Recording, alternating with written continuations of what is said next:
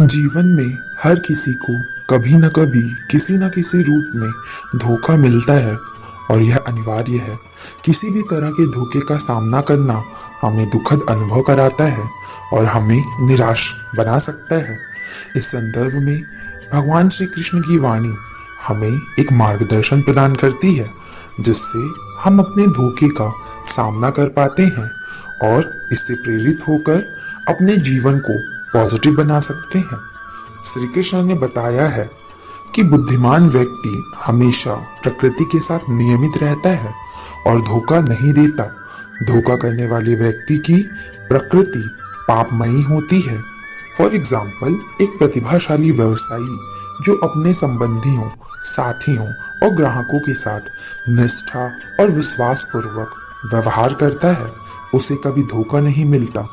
वह अपने काम को ईमानदारी से करता है और अपने संबंधियों की प्रतियोगिता में भाग नहीं लेता। इसकी इस प्रकृति के कारण उसे सफलता और सम्मान की प्राप्ति होती है। भगवान श्री कृष्ण ने एक और महत्वपूर्ण संदेश दिया है। उन्होंने कहा है कि हमें सिर्फ अपने कर्मों पर फोकस करना चाहिए, फल की चिंता नहीं करनी चाहिए। हमारे कर्म हमारे लिए केवल एक उपकरण होते हैं, परंतु फल का निर्धारण हमारे हाथ में नहीं होता। इसके उदाहरण के रूप में एक व्यापारी जो नए उद्देश्य और लक्ष्यों के साथ अपना व्यवसाय करता है, उसे सिर्फ अपने कर्मों पर फोकस करने की आवश्यकता होती है। वह अपने काम में ईमानदारी से लगता है और फल की चिंता नहीं करता।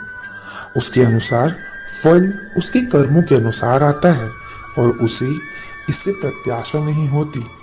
भगवान श्री कृष्ण ने गीता में एक और महत्वपूर्ण संदेश दिया है।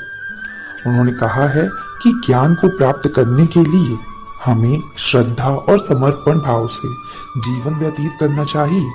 जब हम अपने इंद्रियों को संयमित करके ज्ञान की प्राप्ति करते हैं, तो हम अपने आप को आनंददायक शांति की स्थिति में पाते हैं। उदाहरण के रूप में एक धनी योगी जो नियमित ध्यान करके अपने मन को निग्रह करता है, उसे अधिक ज्ञान और शांति की प्राप्ति होती है। वह अपने आप को समय समय पर अंतर्मुख होने के लिए प्रेरित करता है और अपने मन के चंचल विचारों को संयमित करके अधिक ज्ञान प्राप्त करता है। इन संदेशों से हम समझ सकते हैं कि हर किसी को हमें धोखा नहीं मिलेगा और हर किसी का धोखा हमें हानि नहीं पहुंचाएगा। हमें यह याद रखना चाहिए कि हमारे कर्म हमारे हाथ में होते हैं, लेकिन उसके फल का निर्धारण नहीं होता। हमारे कर्मों को सही और ईमानदारी से करने से हम आनंद, शांति और समृद्धि की प्राप्ति कर सकते हैं और हमें धोखा नहीं प्राप्त होगा। हमें अपने जीवन के सभी पहलुओं को ध्यान में रखते हुए अपने कर्मों को सच्चे मन से करना चाहिए। इससे हम धोखा का सामना कर सकेंगे और अपने जीवन को पॉजिटिव बना सकेंगे।